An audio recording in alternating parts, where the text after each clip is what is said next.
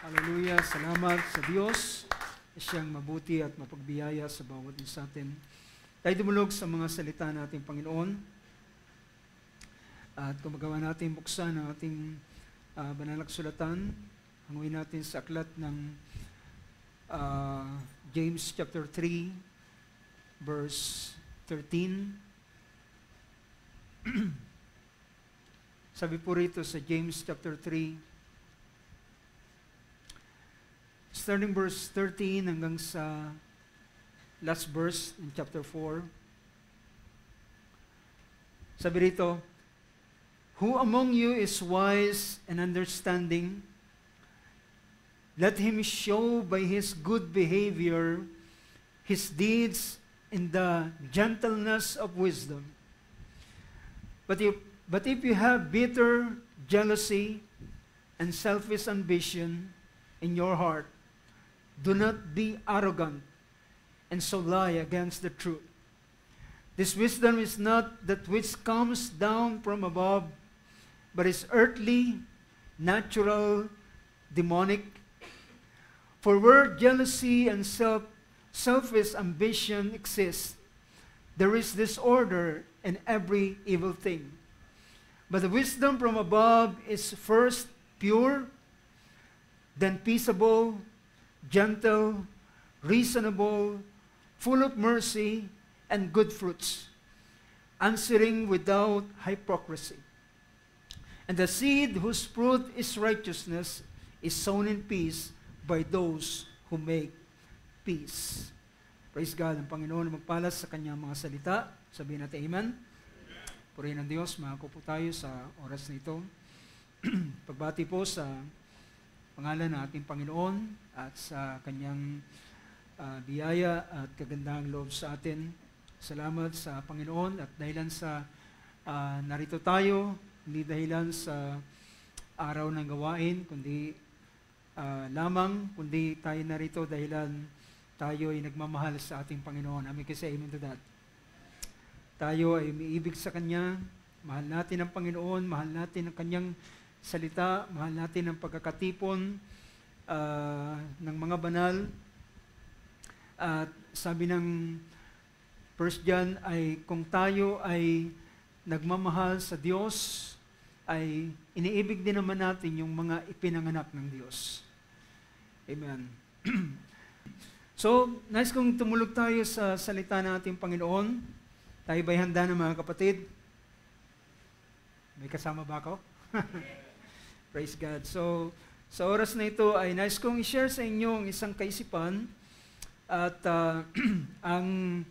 ang bagay na ito ay nice kong aking pinagbubulay-bulayan din. Kanina meron akong napakinggan napakagandang bahagi ng message at mula roon ay naging inspirasyon para i-share sa inyo ang bagay na ito. So ang ating bibigyan ng pansin this evening is about the wisdom from above.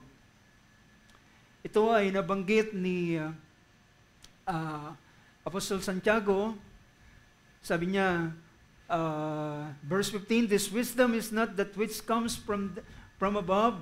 Also yung verse 17, "But the wisdom from above is," so first pure, so on and so forth. So, the wisdom from above. Well, meron ditong sa banal na kasulatan and even sa ibabaw ng sanlibutan ay merong dalawang klaseng wisdom. Meron dalawang klaseng knowledge. O particularly ay i-categorize na lamang natin ito as dalawa at ito ay ang sinabi ni Apostol Santiago dito sa verse na ito. Pinakita niya na merong sabi rito, verse 15, this wisdom is not that which comes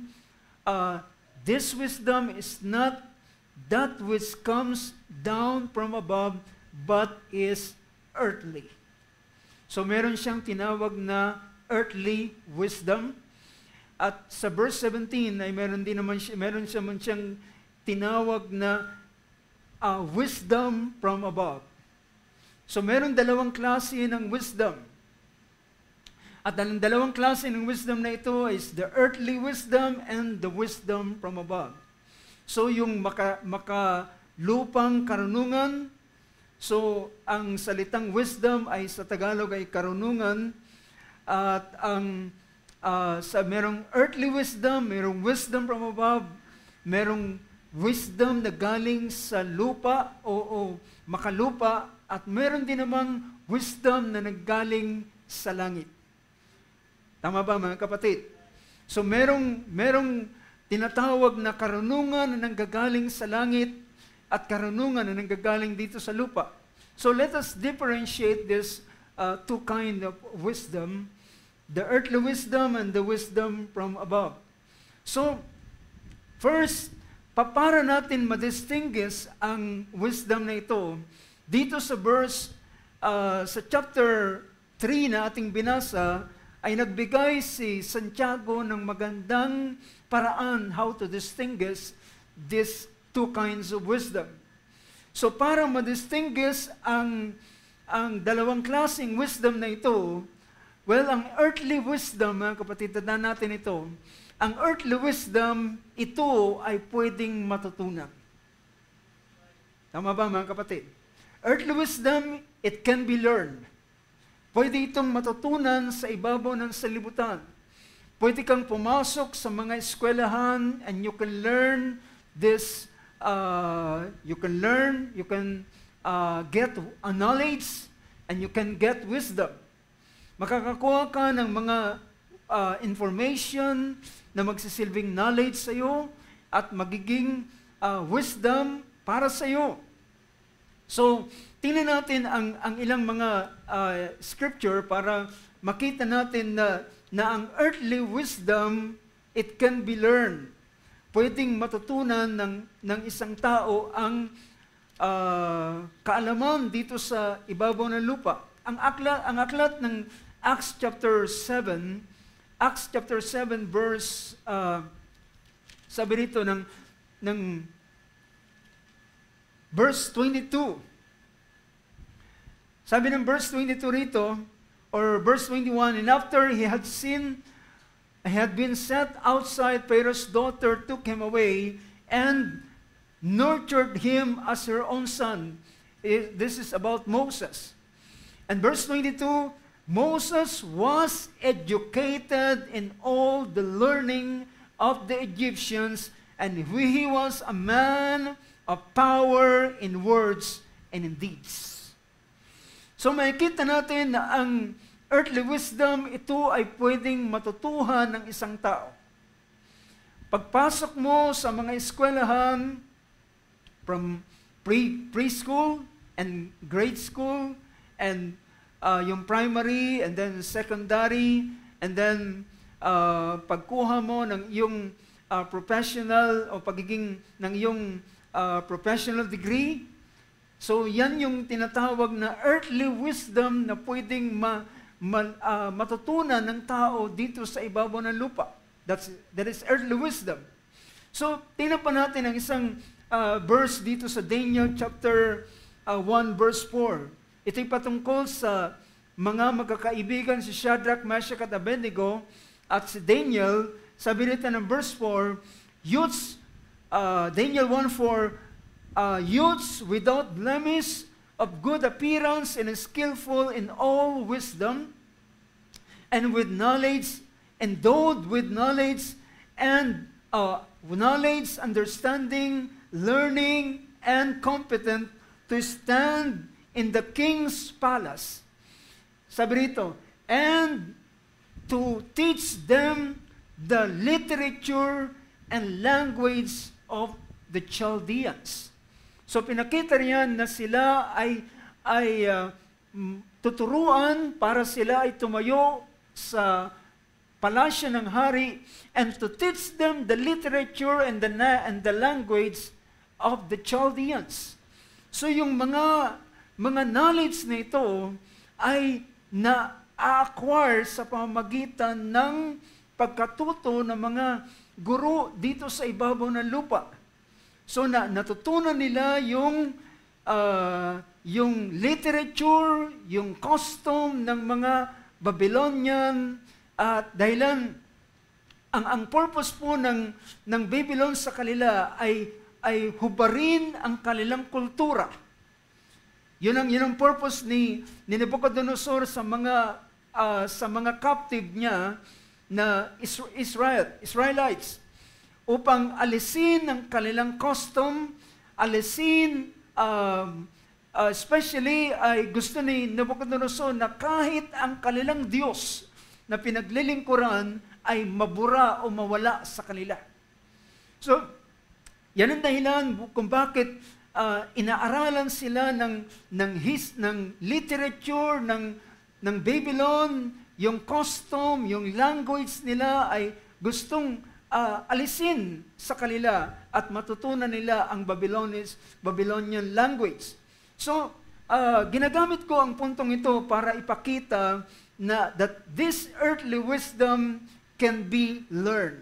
Pwede itong matutunan dito sa ibabaw ng lupa.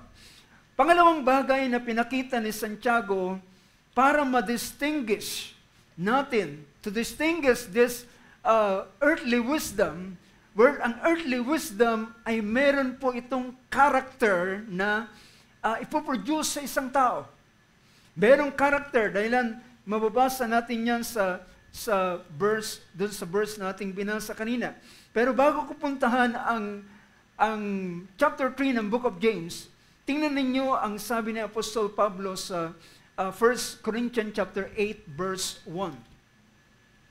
1 Corinthians 8:1. Sabi rito ng verse na ito, "Now concerning things sacrificed to idols, we know that we all have knowledge. Then look at the character of this earthly knowledge or earthly wisdom." Sabi niya, we know that we all have knowledge, but knowledge makes arrogant, but love edifies. Alam niyo, isa sa character ng earthly wisdom or earthly knowledge or earthly wisdom, ang isang dinadala nito sa tao, ang tao ay nagiging arrogant. Sa ibang version ay sa ESV, tama ba kung ESV ito, "Now concerning food offered to idols, we know that all of us possess knowledge. This knowledge pops up." This knowledge pops up. So, ang earthly knowledge, ang hatid nito, ang ginagawa nito sa isang tao ay nagiging mapagpalalo siya. Nagiging mayabang kung magkaminsan, nagpapalalo siya dahilan, alam niyo kung bakit? Dahilan pinagsunugan niya ito ng kilay. Diba? Pinag-aralan niya ito, tinapos niya ito naging degree holder siya, nakatapos siya ng 4 years, ang ilan ay nagmasteral, at yung ganitong klase sabihin natin, wisdom or knowledge, ay nagdadala sa tao para siya ay maging boastful. So, yan yung character ng earthly knowledge. So, hindi man natin nilalahat ang ganitong bagay, pero ito ay, kung ganito ang nature na makikita natin sa knowledge na mayroon ng isang tao, ibig sabihin, ito ay makakarakterize natin sa earthly knowledge o earthly wisdom. At isa pang pinakita rito ng Book of James, balikan natin yung James na binabasa natin kanina as our text. Sa chapter 3, so sabi roon ng verse 14, ay sabi niya, "But if you have bitter jealousy." So ito yung character ng earthly wisdom, ito yung dinidisplay ng earthly wisdom. Merong anong sinabi diyan? "But if you have bitter jealousy," yung mapait na panilibugho. Usually, mga kapatid, ang earthly knowledge ay, generally speaking, ang earthly knowledge ay gusto ng isang tao na merong knowledge o merong wisdom na higitan niya yung kanyang kapwa. Tama ba mga kapatid? So ganyan yung earthly wisdom. Nagkakaroon siya ng jealousy at sabi niya, ang ipapakita niya, kung meron siyang ganitong karunungan, hihigitan ko ang kanyang karunungan. So ibig sabihin, ang ganitong klaseng wisdom, hindi ito galing sa Diyos. Kapag ang isang tao ay nagnanasa na higitin niya yung kanyang kapwa, doon sa kanyang naabot na, ay hindi ito galing sa Diyos. It is an earthly knowledge. Sabi rito, if you have a bitter jealousy, mapait na paninibugho, and selfish ambition. So, kapag ang isang karunungan ay pangsarili niyang para siya magkaroon ng para sa kanyang sariling ambisyon sa kanyang puso, ito yung kinakarakterize ni James na klase ng makalupang karunungan. Selfish ambition in your heart. Sabi niya, do not be arrogant and so lie against the truth. So, ito ay nilagay ni Santiago na sabihin pa nating sukatan ng klase ng wisdom. So bawat bagay ay merong tinatawag na sukatan para ipakita kung ano yung bagay na yun. So alam natin na bawat bagay ay may kani-kanyang panukat. So meron tayong panukat sa temperature, meron tayong siya yung nagsusukat ng init at lamig, merong nagsusukat ng kuryente, merong nagsusukat ng lakas ng hangin. So merong iba-ibang klase ng panukat. So dito naman si Santiago ay naglagay ng pinaka-barometer ng panukat ng klase ng wisdom. So kapag ang wisdom ay merong mapait na paninibugho at na gusto niya yung bagay na yun ay mahigitan pa niya, well, naalala ko ang lagi nating ginagamit na si Simeon, nang makita niya yung mga tao sa Samaria nang patungan ni Peter ng kanyang kamay, tinanggap nilang Holy Spirit at lalong nainganyo si Simeon at sabi niya, gusto ko rin ng ganyang kapangyarihan upang lahat ng patungan ng aking kamay ay tanggapin nila ang Espiritu Santo. At sabi niya, ito ang salapi at gusto kong matanggap ang ganyang kapangyarihan. Ang sabi ni Peter, sabi niya, wala kang bahagi dito dahil meron kang mapait sa iyong puso. Wala kang bahagi, ni parte man sa bagay nito dahil iniisip mo na ang kaloob ng Diyos ay matatanggap sa pamamagitan ng salapi. Sabi niya, magsisi ka sa ganitong bagay. So sabi ni Santiago rito, do not be arrogant. So, ang isang taong merong makalupang karunungan ay nagiging arrogant. Nagiging arrogante. So, if this is the kind of wisdom, ang sabi rito ni Apostol Santiago, sabi niya, this wisdom, verse 15, this wisdom is not that which comes down from heaven. Hindi ito ang karunungan na nanggaling sa langit. So, merong sukatan para i-judge kung ang karunungan yan ay galing sa Diyos o galing sa lupang ito. Pero, naging mabigat ang ilan sa pangungusap ni Santiago. Sabi niya, this wisdom is not that which comes from above, but is what? Earthly, natural, and demonic. Ito yung mabigat, mga kapatid. Ang mabigat na klase, ito ay ini-influensyan, hindi ito'y makalupa, ito'y natural wisdom, at mabigat niyang pinakita, this is demonic. Well, kung ang tao ay ginagamit niya yung karunungan niya para makatulong, kahit ang isang tao ay sabihin nating hindi mananampalataya ay maayos ang kanyang paggamit ng kanyang karunungan. Pero kapag ito ay meron ng kapaitan, paninibugho, pangsariling ambisyon at ilang pang mga bagay, ay, well, ito ay demonic. Nice kung tingnan muna natin at allow me na i-share sa inyo ang isang quotes ng ating kapatid Branham. At sabi niya rito sa sa isang quotation, at ito ay paksa ng, kung hindi magkamali, ito ay sa Church Ages.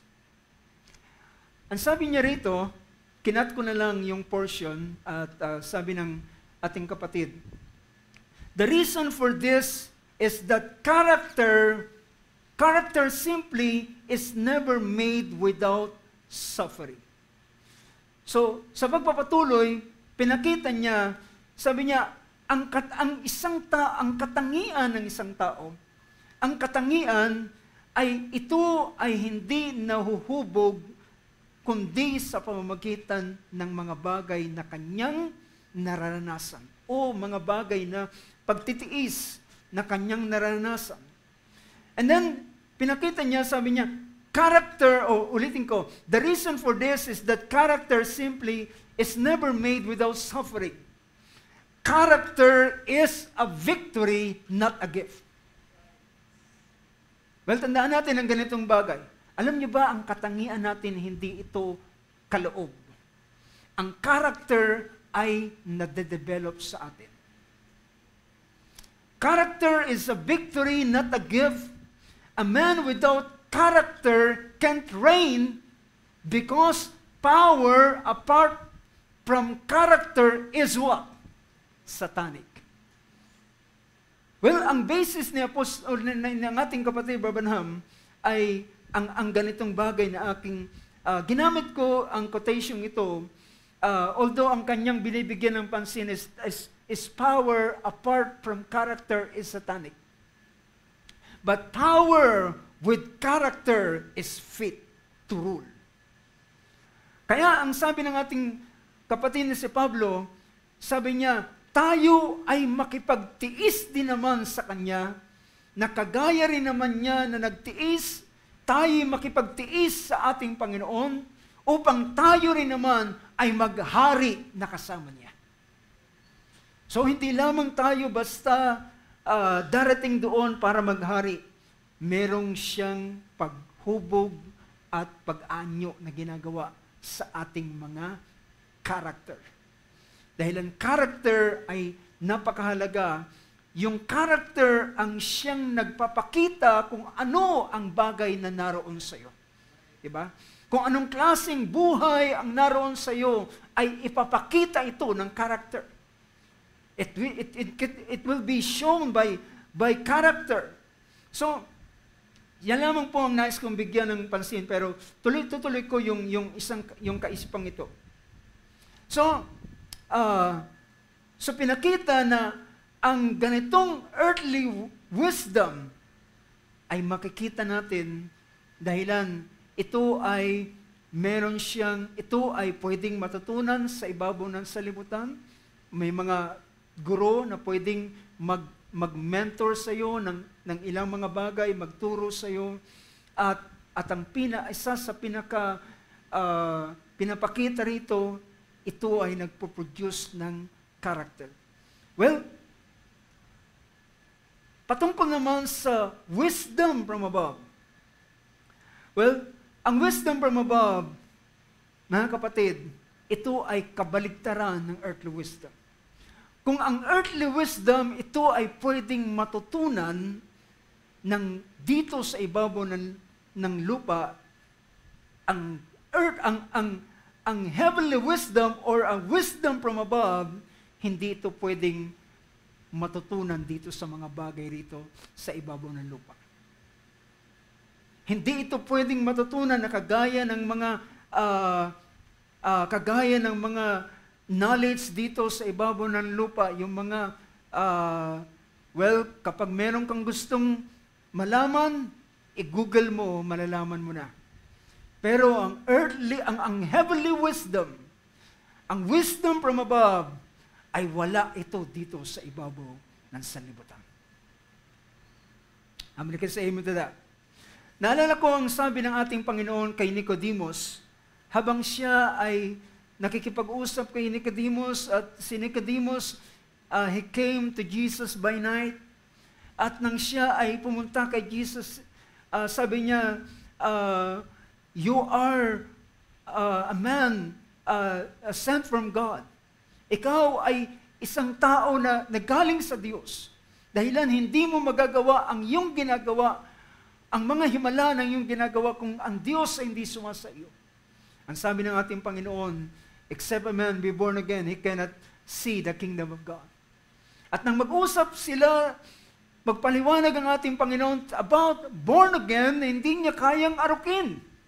Hindi niya kayang maintindihan. Sabi niya, paano ipapanganak ang isang tao kung siya'y malaki na? Papasok ba siya na ikalawa doon sa sinapupunan ng kanyang ina at ipanganak na maguli?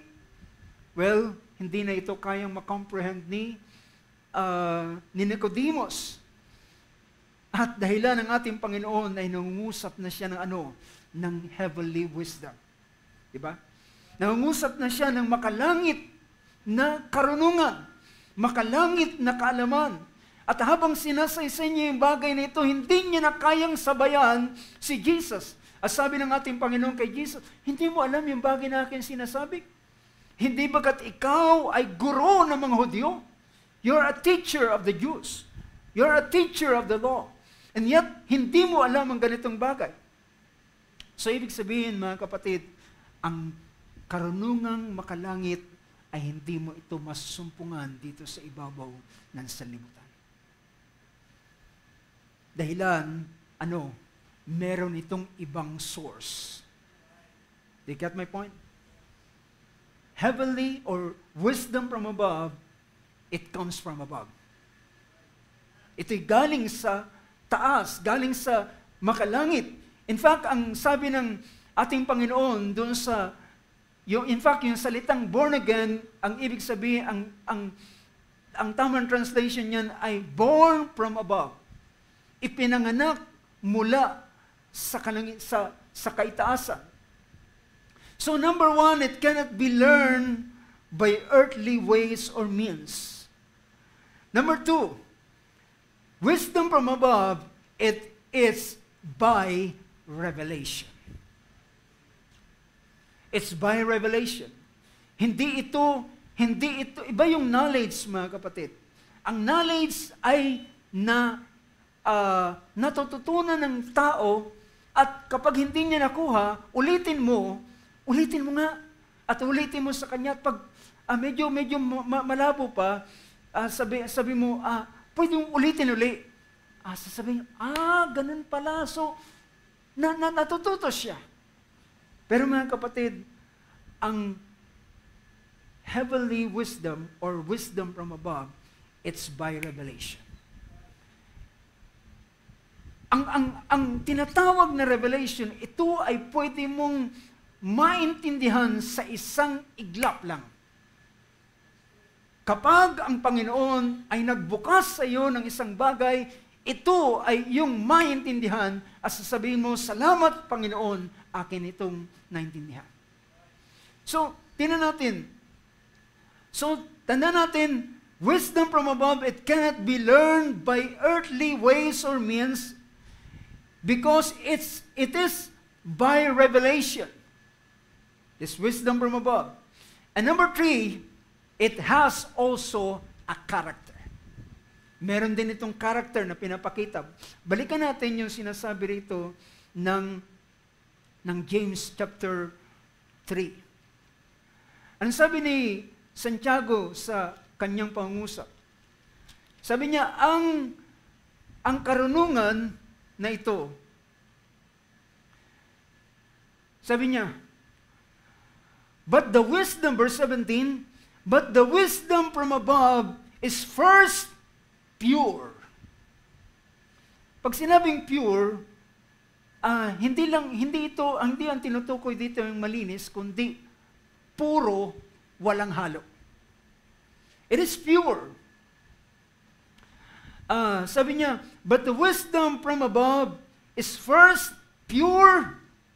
See, dalisay ito, puro ito, walang anumang halong lupa. First, it is pure, then peaceable. Ito'y mapayapa. Well, hindi ito nakikipagtalo. Dahilan, alam niyo ba kung bakit nagkakaroon ng pagtatalo? Ang pagtatalo ay yung tinatawag na debate or discussion, ito ay pagalingan ng paliwanag. Diba? So, yung discussion ay ipinapakita mo kung sino yung mas magaling magpahayag. But, the wisdom from above ay hindi ito kinakailangang i-debate dahilan ito ay truth. Nakukuha niyo ako mga kapatid, ang truth ay nag-iisa lamang dahilan kung ano ang sinasabi ng salita ng Diyos o ng katotohanan, yun na yun. Wala na siyang ibang dapat ipaliwanag pa. So, the wisdom from above is first pure, peaceable, gentle, reasonable, and full of mercy and good fruits. So, peaceable, mapayapa, hindi na ikipagtalo, gentle. Well, ganun ang wisdom na galing sa Diyos. Mga kapatid, ang katotohanan ay hindi kailangan ipagtalo. Maniwala ka sa hindi katotohanan. Ang salita ng Diyos ay katotohanan. You get the point?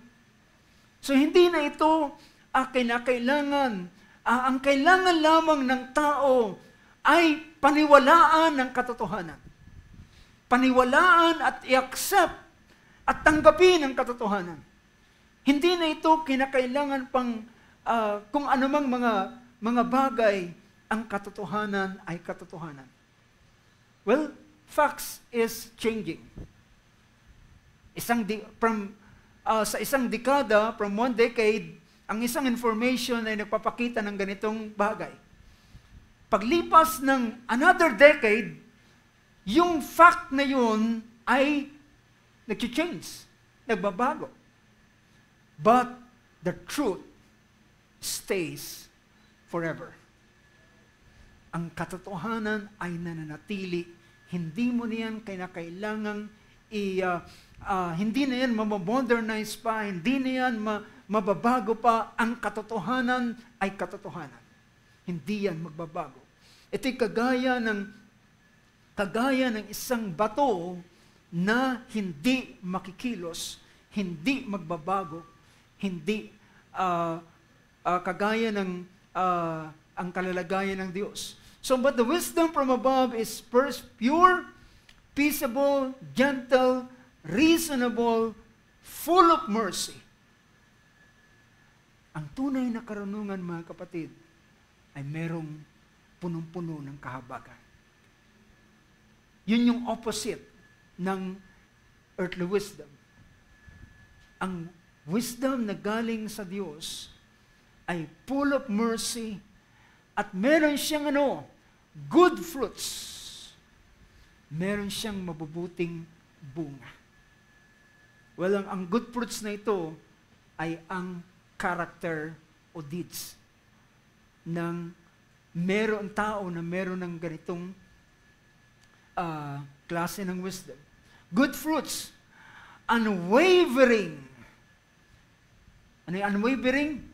Hindi siya nagbabago. Unwavering, ano ba sa ibang version, tingnan nga natin ang verse 17 sa ESV. Sabi niya, then peaceable, but the wisdom from above is first pure, then peaceable, gentle, open to reason, full of mercy and good fruits, impartial. Sa ibang version, ginamit naman, impartial. Well, pinapakita rito, wala itong pinapanigang anuman. It is impartial. Dahilan ito ay katotohanan, ito ay mananatili sa kanyang sarili. Impartial and sincere. Pinakita without hypocrisy. And the seed whose fruit is righteousness, and the seed whose fruit is righteousness is sown in peace by those who make peace. Ang ganitong klaseng karunungan ay peaceable, mapayapa. Ang ating Panginoon, nang siya dumating dito sa ibabaw ng lupa, ang ipinresent niya ay katotohanan ng salita ng Diyos. At kapag ang Panginoon ay nangusap, ang mga tao minsan ay nagtatalo-talo sila, pero kapag ang Panginoon nagbigay ng kanyang salita, ng kanyang reason, well, wala na pong pwedeng ang lahat ng tao ay nananahimik. Hindi na nila kayang tutulan ang ganitong bagay. Now, tingnan natin mga kapatid ang ilang pang... Now, balikan ko, dahilan yung pinakita rito ang klase ng this wisdom from above, hindi ito pwedeng matutunan dito sa ibabaw ng lupa. It is by revelation.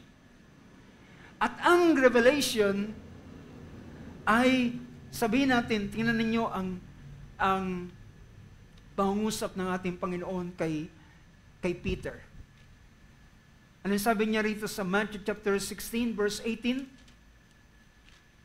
Sabi niya dahilan dito sa from verse 13 to verse 17 ay ito ay ng ating Panginoon ay nasa isang lugar ng Caesarea Philippi, ay tinatanong ng ating Panginoon ng mga alagad, sabi niya, ano ang pagkakilala ng mga tao tungkol sa akin, tungkol sa anak ng tao? Ang sabi niya, ang pagkakilala nila ay ikaw ay si Juan Bautista, ikaw ay si Elias. That's verse 14 ng chapter 16. Sabi, ikaw ay si Elias, ikaw ay si Juan Bautista, ikaw ay si Jeremias, o ikaw ay isa sa mga propeta. Pero sabi ng ating Panginoon, ngunit ano naman ang inyong pagkakilala sa akin? Ngunit sabi niya, ano ang inyong pagkakilala sa akin? Sumagot si Pedro sa verse 16. Sabi niya, you are the Christ, the Son of the living God. Well, mga kapatid, tingnan ninyo yung sumunod na statement ng ating Panginoon. Sabi niya, and Jesus said unto him, blessed are you. Alam niyo, ang sino mang pinagkalooban ng makalangit na karunungan ay mapalad. Bakit mapalad? Dahilan hindi lahat ng tao meron ng ganitong bagay. Diba? Tama? Hindi lahat ng tao ay pinagkalooban ng ganitong bagay. Well, kumpara na lang natin, sabi pa nga ng ilan, pag-araw ng linggo, ikumpara mo ang tao sa mall at ang tao sa simbahan. Ang tao sa sabungan at ang tao sa mga gawain ng Panginoon. So, may kita natin na sino man na pinagkalooban nito ay mapalad. Sabi kong, mapalad ka sa kapatid sa gabi ito. You are blessed. You are blessed, sabi ng banal na kasulatan. Sabi mo sa katabi mo, mapalad ka. So, dahilan hindi lahat ng tao ay meron ng ganitong bagay, sabi ng Panginoon, blessed are you, Simon Bar-Jonah, because flesh and blood did not reveal this to you, but my Father who is in heaven. Sabi niya, hindi ito sa iyo pinahayag ng dugo at ng laman ng sino mang tao, kundi ng aking Ama na nasa langit. So this wisdom At hindi ito nanggaling, hindi ito basta sinabi lamang ng sino man, kundi ito ay ipinahayag. Ibig sabihin, hindi lamang ito isang bagay na karunungan, kundi ito ay iyong naunawaan. Naging malinaw sa iyo ang bagay na ito dahilan ito ay ipinahayag sa iyo. No, mga kapatid. So sabi ng ating Panginoon kay Peter, matapos siyang sabihin, you are the Christ. Alam niyo ba sa panahon ng ating Panginoong Hesus, ay marami sa mga tao sa panahon yun ay nagsasabi kay Jesus, sabi niya, kung ikaw ang Kristo, sabihin mo sa amin ang diretsahan para hindi na kami nag-iisip. Alam niyo sabi ng Panginoon, sinasabi ko sa inyo pero hindi kayo naniniwala. Ilang beses ko nang sinasabi sa inyo pero hindi kayo naniniwala. Sabi niya, magpakita ka ng tanda. Maniniwala kami. Sabi ng Panginoon, wala akong ipapakita ng tanda sa likong sanlibutan ito, kundi ang tanda ni Jonas. Kung paano si Jonas ay 3 araw at 3 gabi sa tiyan ng isda, ay gayon din naman ang anak ng tao ay mananatiling 3 araw at 3 gabi sa ilalim ng lupa, sa puso ng lupa. Well, hanggang sa ating Panginoon ay nakapako na sa krus, sabi niya, kung ikaw ang anak ng Diyos, bumaba ka dyan, maniniwala kami. Pero merong ilan, mga kapatid, na ang ating Panginoon ay nagsabi sa isang babae sa balon ni Jacob.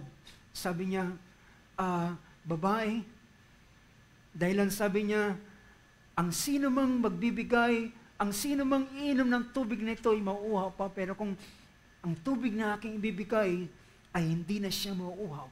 Sabi ng babae, bigyan mo nga ako ng tubig na ganyan. At sabi niya, tawagin mo ang iyong asawa. At sabi niya, wala akong asawa. At sinabi ng Panginoon, tama ang yung sinasabi, wala kang asawa, pero meron kang 5 kinasama, at ang kinakasama mo ngayong pang-6 ay hindi mo asawa, kaya tamang yung sinabi, wala kang asawa. Nagulat ang babae, sabi niya, napaghalata ko, ikaw ang Kristo. Ikaw ang Mesaya na aming hinihintay. Dahil sabi ng aming mga magulang, kapag dumating ang Mesaya, ay gagawin ang katulad ng iyong ginagawa ngayon. At sabi ng Panginoon, ang nakikipag-usap sa iyo ay siya na nga. At ang babae ay iniwan ang water pot, umuwi sa Samaria at nagsisigaw. Sabi niya, nakilala ko na at nakita ko na ang Mesaya.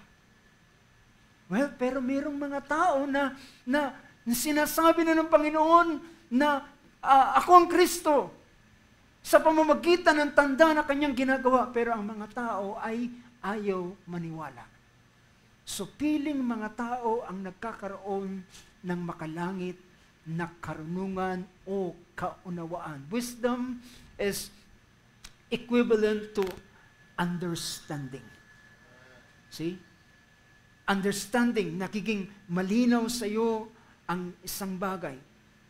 So, alam niyo mga kapatid, ang ganitong ang kapahayagan ay pwede yung knowledge dito sa ibabaw ng lupa ay pwede itong ma-acquire sa pamamagitan ng pagsusunog ng kilay, pagpasok sa mga kolehiyo, magtapos ka ng master's degree at mag-gain mo yung wisdom na yan dito sa ibabaw ng lupa. But not the wisdom from above. Ito ay dumarating through what? By revelation. Now, tingnan natin. Tingnan ninyo ang isang bagay na bibigyan natin ng pansin sa 1 Corinthians. Paano dumarating ang ganitong klaseng karunungan? Sabi ng 1 Corinthians chapter 2. Chapter 2 ng 1 Corinthians.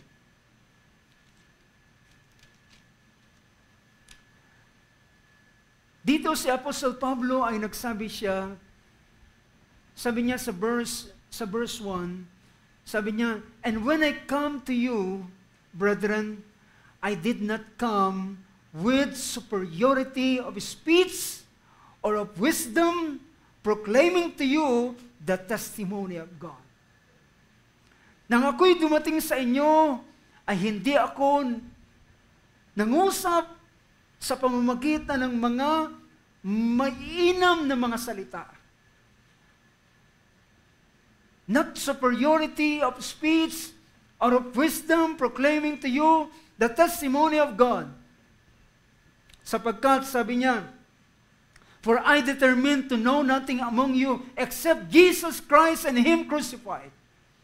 Ang tanging dala-dala niya lamang ay si Kristo na napako sa krus. At pinakita niya, and I was with you in weakness and in fear and in much trembling. Alam niyo kung bakit? Dahilan ang Korinto ay punong-puno ng karunungan. Ang Corinthian people ay mga marurunong matatalino.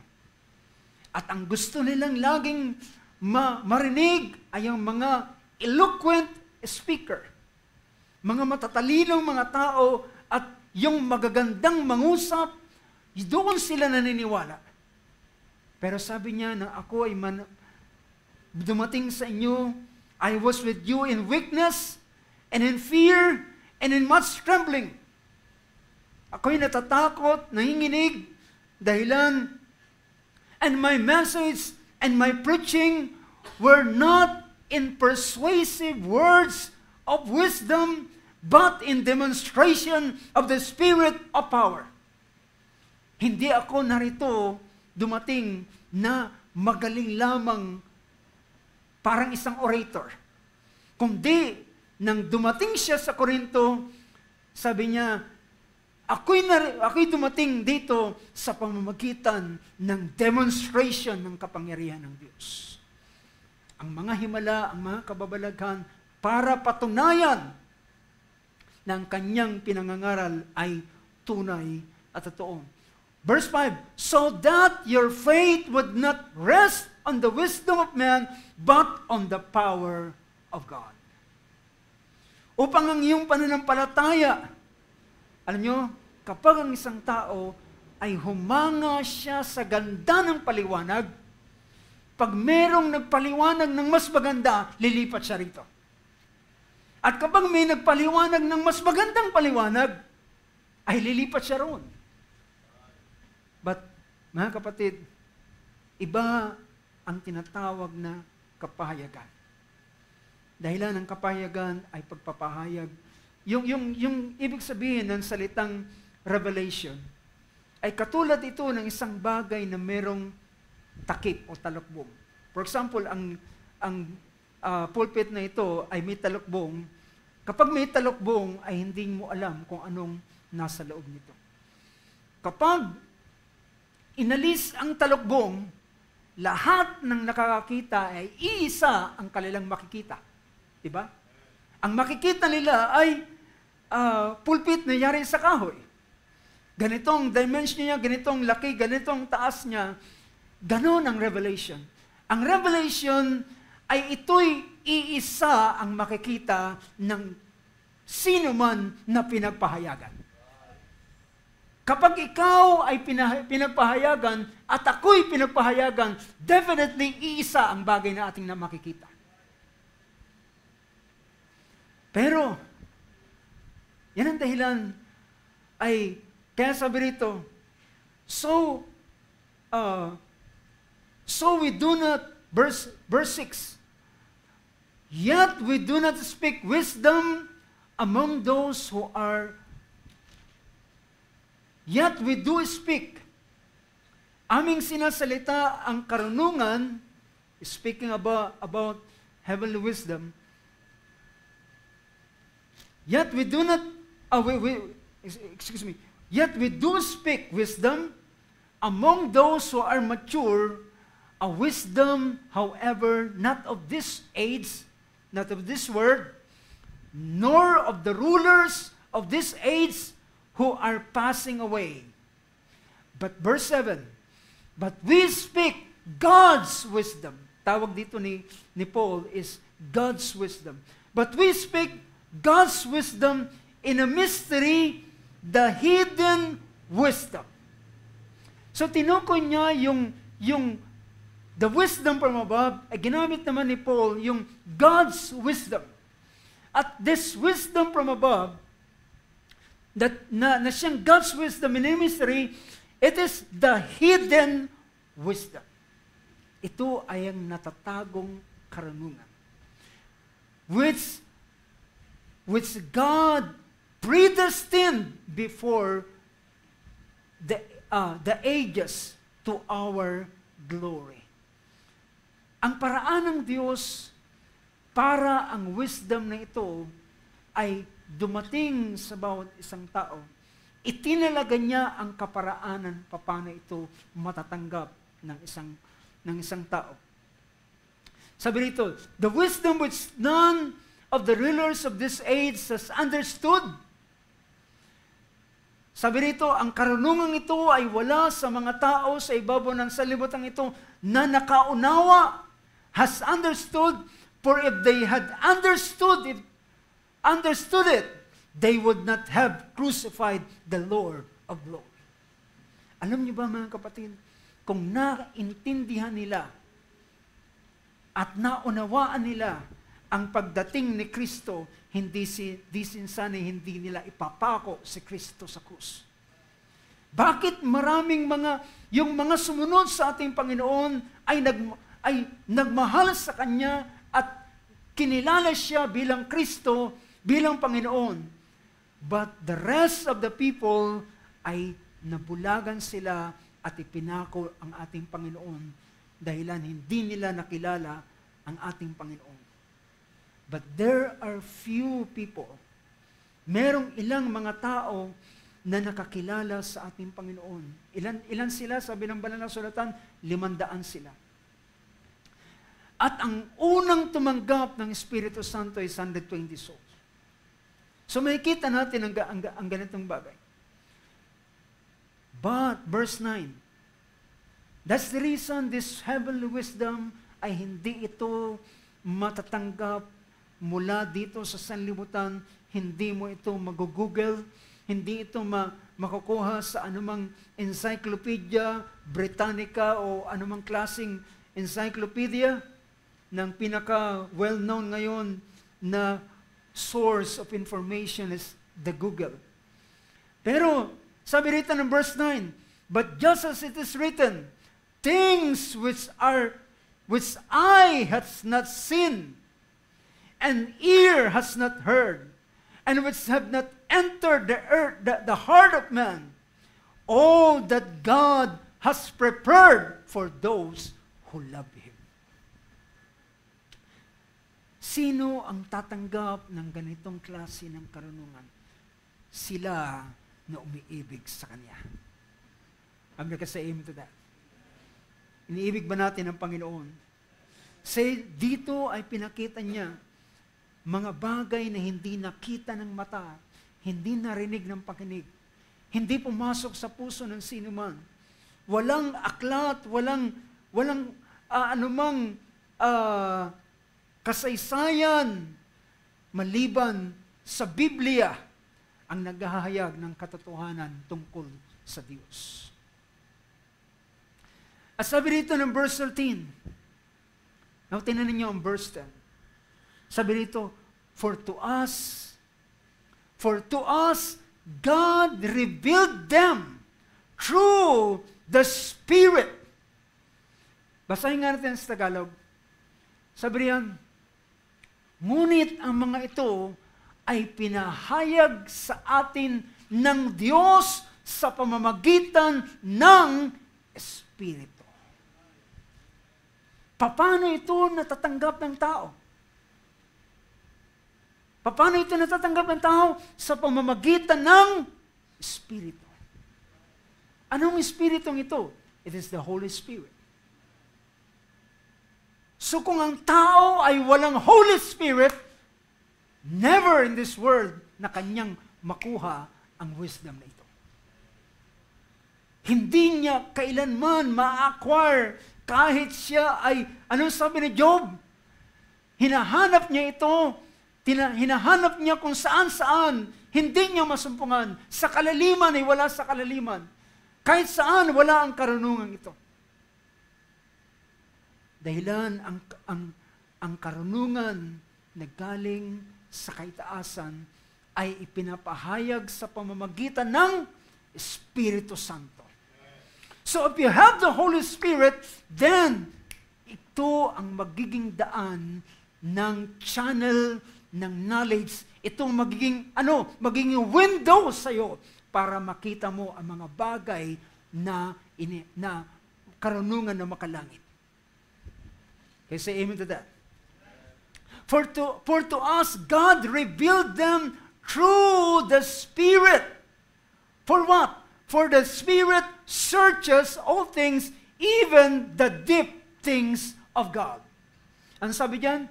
Sabi niya, sapagkat nasisiyasat o nasa-search o nalalaman ng Espiritu ang lahat ng mga bagay. Kung ang Google ay nalalaman niya ang lahat ng bagay dito lang sa lupa, pero ang Espiritu ng Diyos ay nalalaman niya ang lahat ng mga bagay sa lupa at sa langit at sa layunin ng Diyos, dahilan siya ang may panukala ng lahat ng mga bagay. Ganon kahalaga ang Holy Spirit.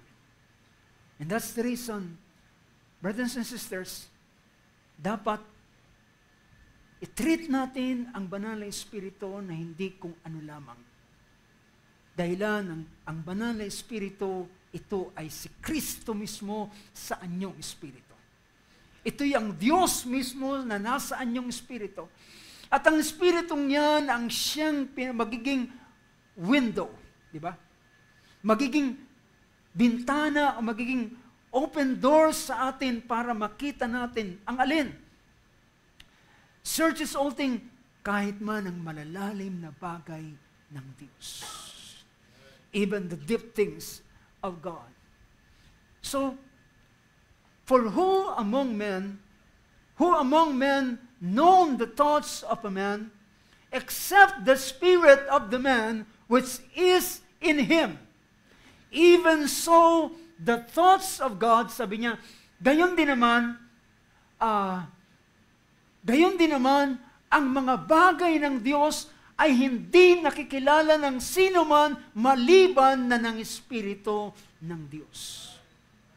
So malinaw na pinapakita na ang wisdom from above, ito ay ang pinaka-channel nito para tayo ay makakuha ng mga bagay na makalangit ay walang iba kundi ang banal na Espiritu na nasa atin. At sino man na walang banal na Espiritu, hindi niya makakomprehend ang mga spiritual na mga bagay. Hindi niya maunawaan. Ang sabi ng ating Panginoon, except a man be born again of water and of the Spirit, he cannot enter the kingdom of God. Hindi siya makakapasok. So, nakukuha niyo na ba mga kapatid ang pinaka-paraan para matanggap ang wisdom from above? Ang makalangit na karunungan ay hindi mo ito ma-acquire kahit pumasok ka sa mga mamahaling university. Hindi mo matatanggap ang ganitong bagay. It's only the Holy Spirit.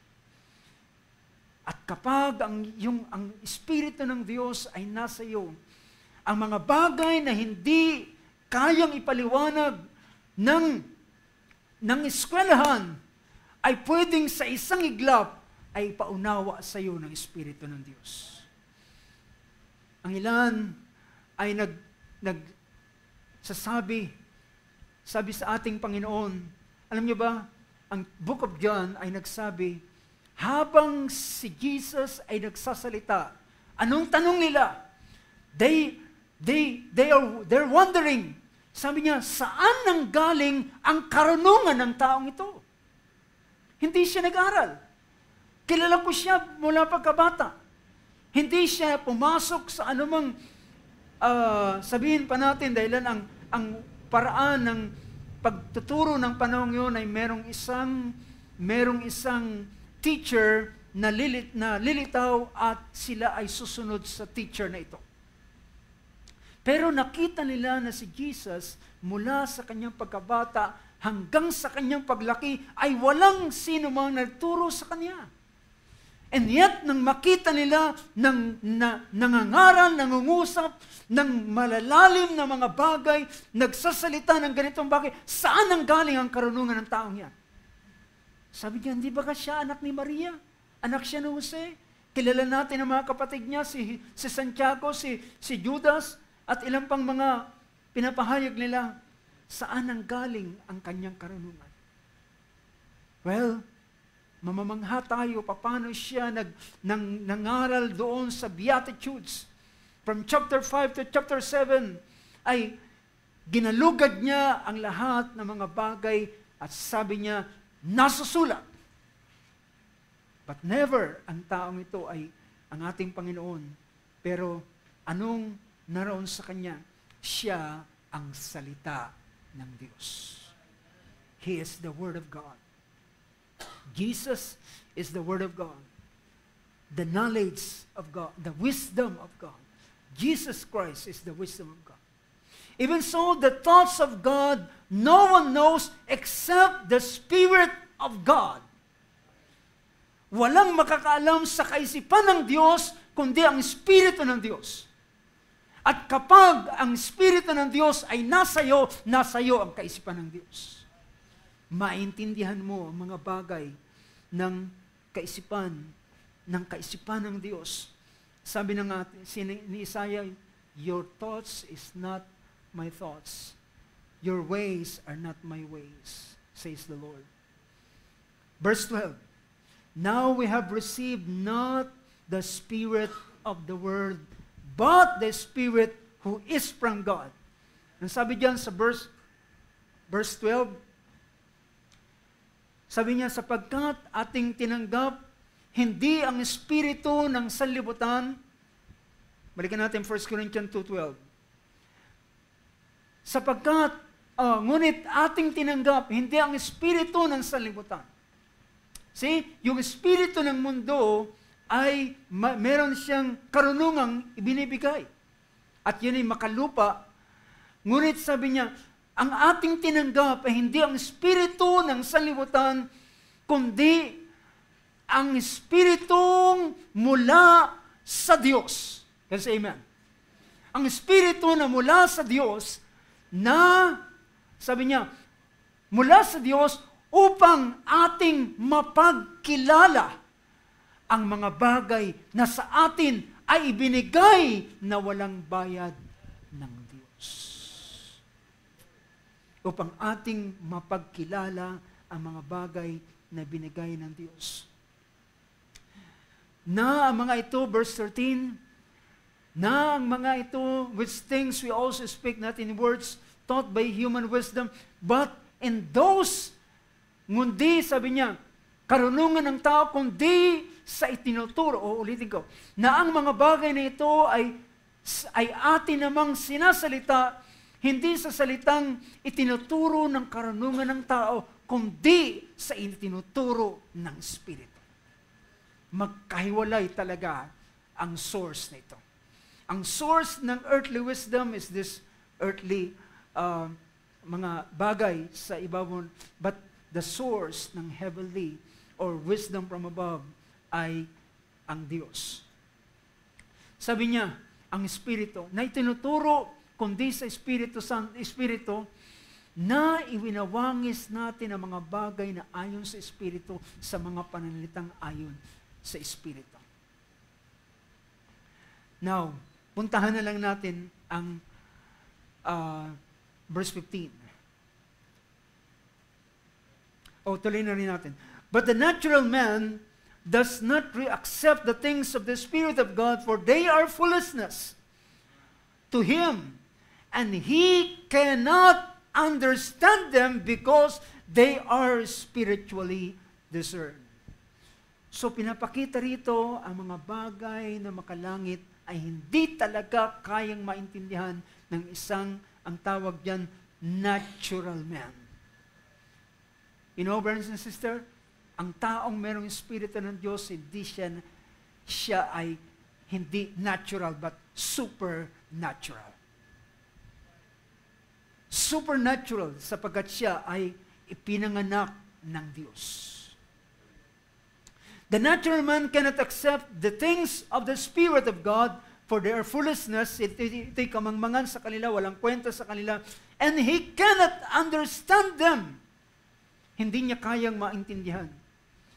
But he who is spiritual appraises all things, yet he himself is appraised by no one. Verse 16, sapagkat sino ang nakakakilala ng pag-iisip ng Panginoon upang siya'y turuan niya, datapwat na sa atin ang pag-iisip ni Kristo. Do you believe that? Nasa iyo ang pag-iisip ni Kristo sa pamamagitan ng Espiritu Santo. Ang Espiritu Santo, mga kapatid, siya ang channel para tayo makakonect doon sa karunungan ng Diyos.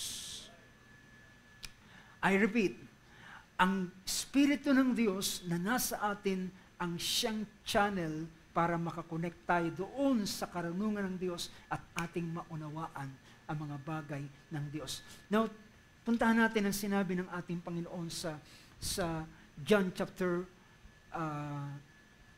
16.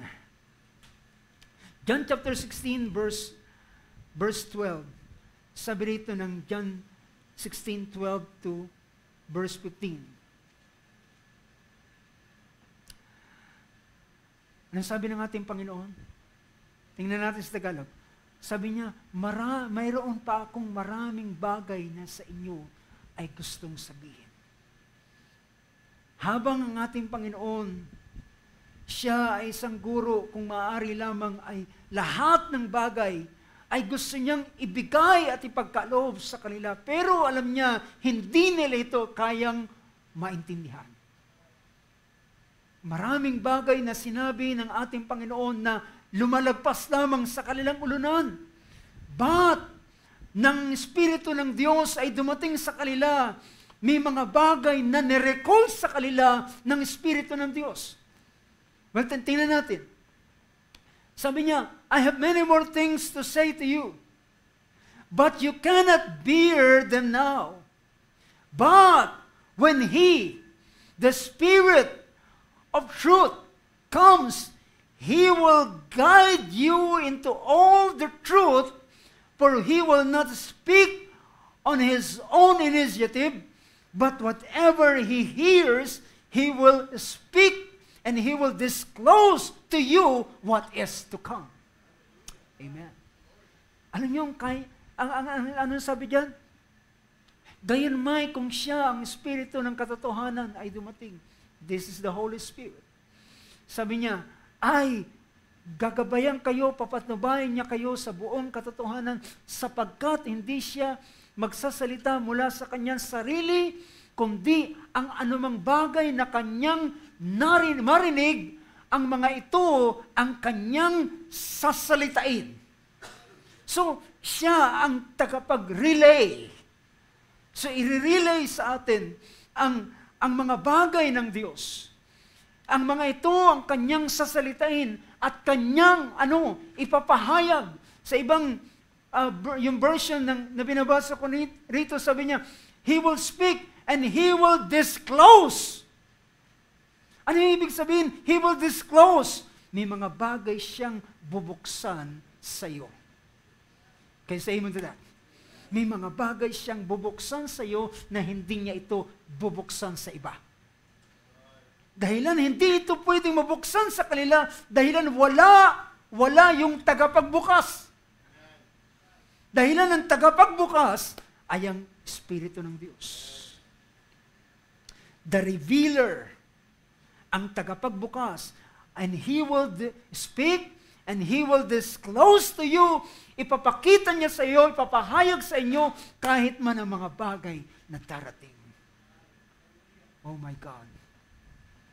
Kahit man ang mga bagay na darating ay kanyang ipapahayag sa iyo. Do we believe this, mga kapatid? kayang ipahayag ng Espiritu ng Diyos sa mga bagay na darating. At kung meron kang ipakita sa iyo ng Panginoon ang bagay na darating, hindi yan ikaw. Hindi yan ikaw. Yan ang dahilan, ang wisdom from above ay hindi nagmamalaki. Dahilan hindi ito sa kanyang sarili, ipinakita lamang sa kanya. Diba? That's the reason, ang karunungan ito na makalangit, it is pure. Hindi ito boastful, hindi ito magmamalaki dahilan hindi ito galing sa kanya. Hindi niya ito na-acquire dahilan nagsunog siya ng kilay. Ito'y pinahayag lamang sa kanya. Pinakita lamang sa kanya. Ano ang kanyang ipagmamayabang? Diba? Ano ang kanyang pagmamalaki? Wala siyang ipagmamalaki. Diba?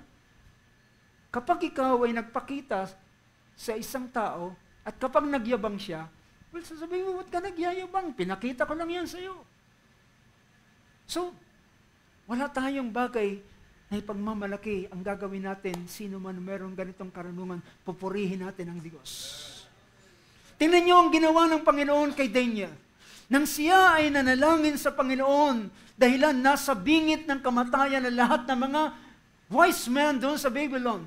Ang kanyang ginawa ay nanalangin sa Panginoon, dahilan, Lord, nasa bingit ng kamatayan ng lahat ng mga wise men dito sa Babylon.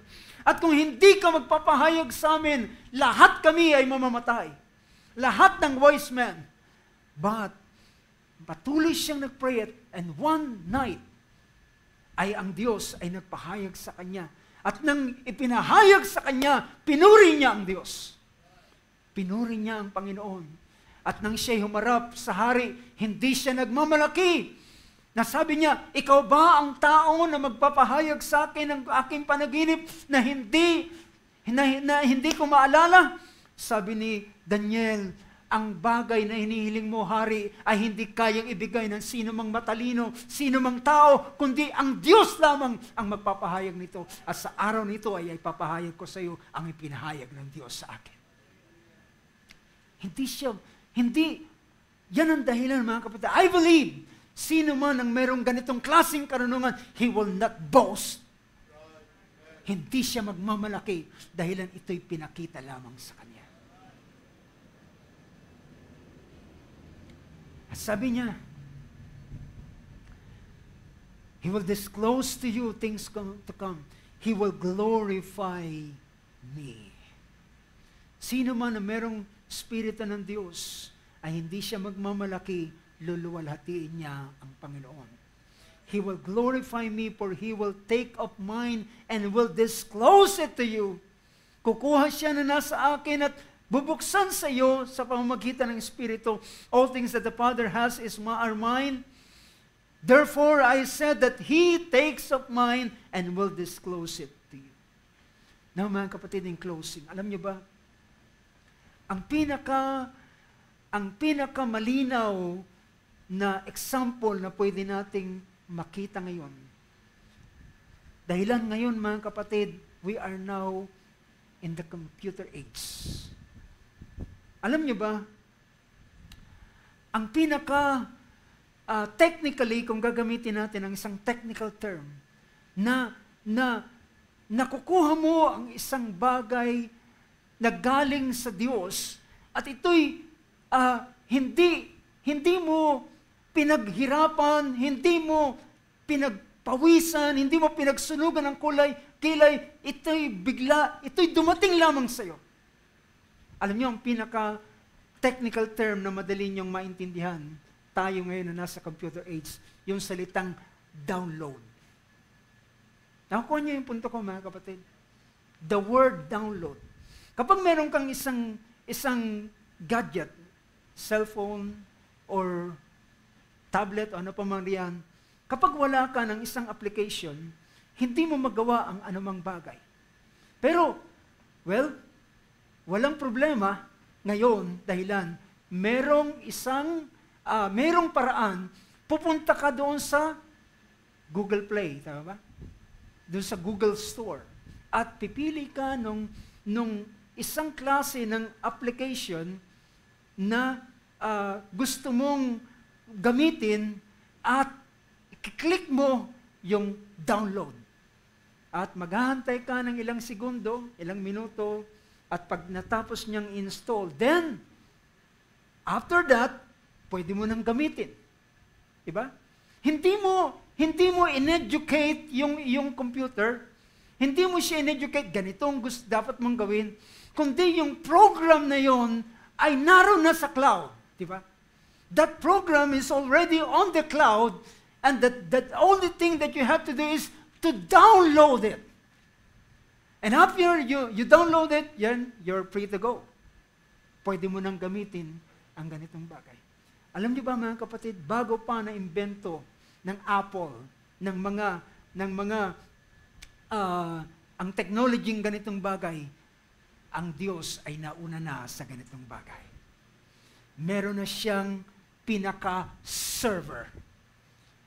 Ang server, mga kapatid, ay mismo ang Diyos na siyang kinaroroonan ng lahat, yung tinatawag na yung database.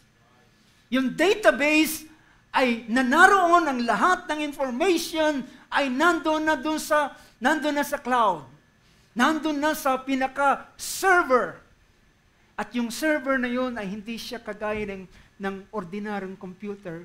Yung server na yun ay malaking-malaki ang storage niya. At yung mga computer natin, kapag ito'y marami ng kumukuha ng data ng information sa kanya, pwedeng mag-crash, di ba? Pwedeng mag-crash yung system niya at di niya nakakayanin. Pero yung mismong server, mga kapatid, yung mismong server ay meron siyang capacity para sino man ang kukuha ng information ay kaya niyang ibigay lahat. At alam nyo, ang ating server ay walang iba na pinagkakaroonan ng lahat ng klase ng karunungan, kaalaman, na makalangit ay naroon sa Kanya. Nasa Diyos. At tanging ang kailangan natin, alam nyo, kailangan dito is network.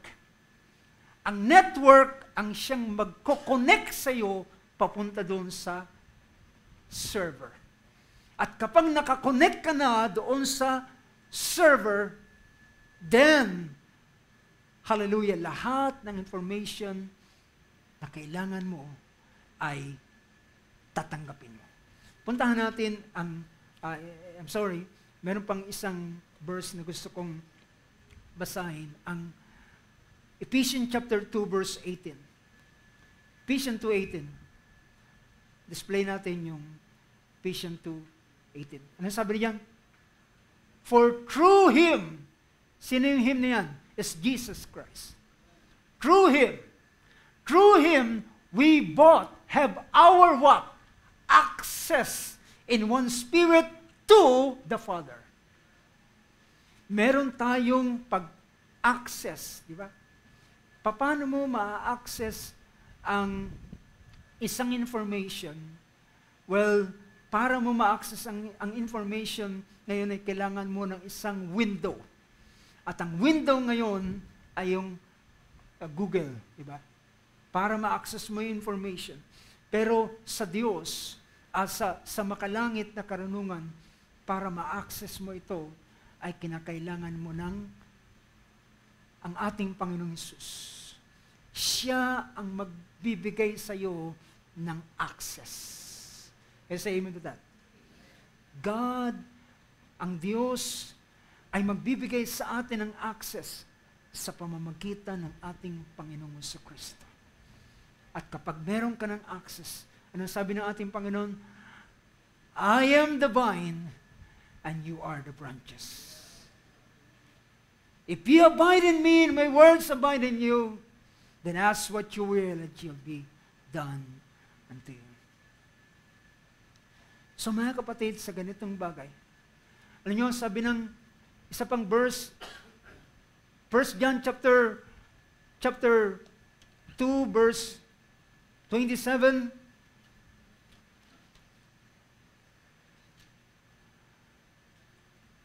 Ano sabi niyan? As for you, the anointing which you receive, the anointing is the Holy Spirit. The anointing which you receive from Him abides in you, and you have no need for anyone to teach you, but as His anointing teaches you about all things. Lahat ng ating kailangan na kaalaman sa makalangit na bagay ay naroon sa Kanya. At ang access natin ay sa pamamagitan ng pahid na ating tinanggap, ang Holy Spirit.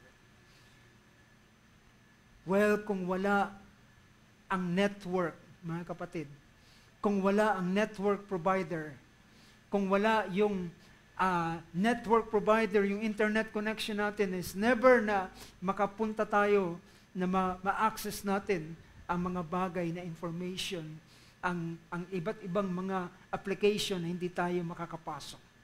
Pero yung network na yan ay nagiging access, way of access natin para mapuntahan natin. At gayon din naman ang mga bagay ng Diyos.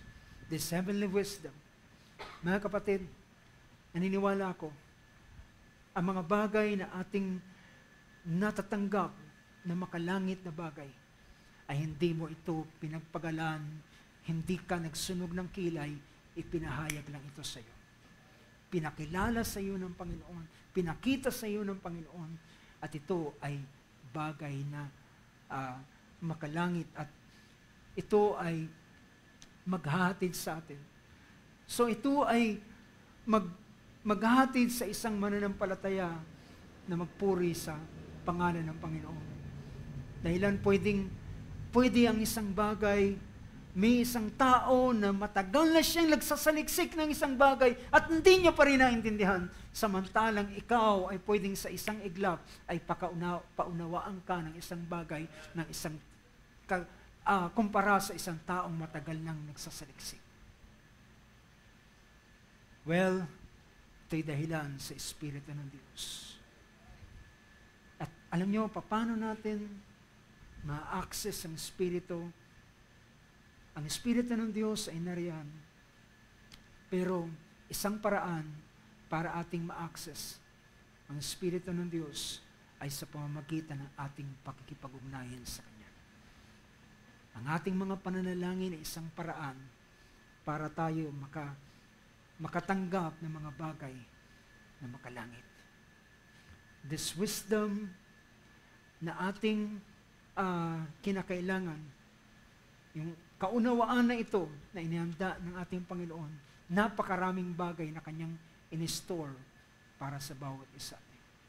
At itong lahat, brothers and sisters, itong lahat ay available. Kung gaano karaming information meron ngayon sa internet, napakaraming information na makalangit na inihanda ng Diyos. Reserved in heaven for you, sabi ng Book of Peter. Kaya dalangin ko, mga kapatid, ang bawat isa sa atin, hindi tayo dapat maging walang alam sa mga bagay na makalangit. Dahilan lahat ng ito ay available at inihanda ng Diyos para sa bawat isa atin. Ang tanging kinakailangan natin, ano sabi ni James sa kanyang sulat, kung ibabalik natin yung James chapter 1. So, paumanhin sa verse na ito. James chapter 1, verse 3 or verse 5. But if any of you lacks wisdom, let him ask of God, who gives to all generously and without reproach, and it will be given to him. Ano ang kulang sa atin? Bakit tayo wala? Bakit tayo nade-deprive sa mga bagay na makalangit? Hindi tayo humihingi.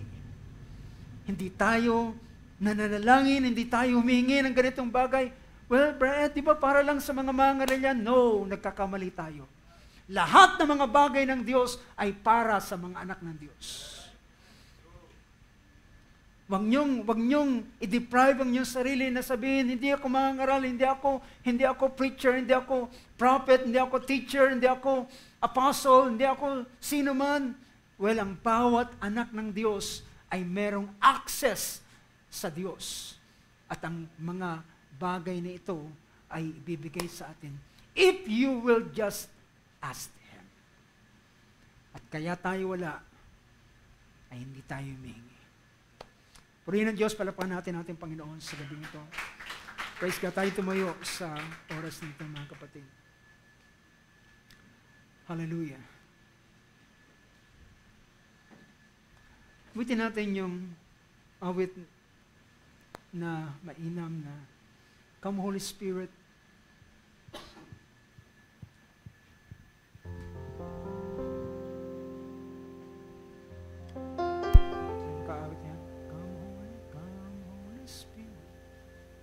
Fall on me now. I need your anointing. Come with your power. Blessed be your name, Lord God. Hallelujah. Tayo dumulog sa panalangin. Hallelujah. Panginoon Diyos, maraming bagay na hindi namin lubos na naunawaan. Ngunit Lord, lahat ng bagay na aming gustong mapag-unawa, lahat ng kaalaman, lahat ng karunungan, ay nasa iyo, Panginoon.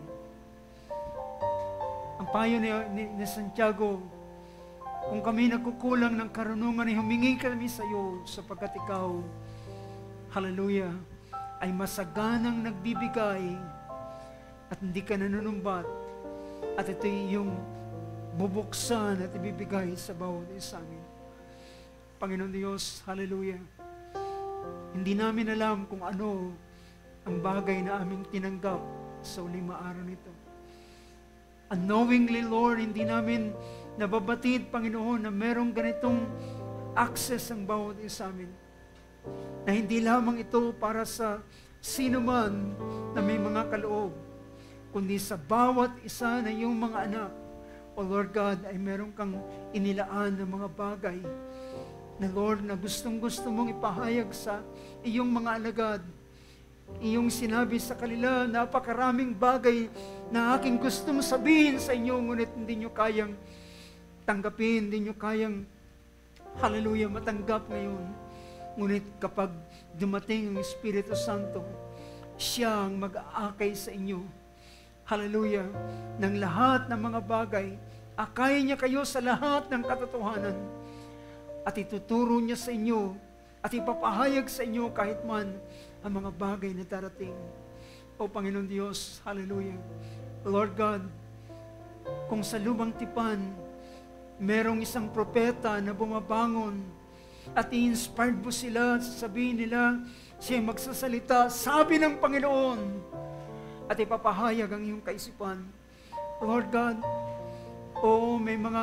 may mga kaloob na prophets, Lord, sa iglesia, sa kalagitnaan ng iglesia, Panginoon.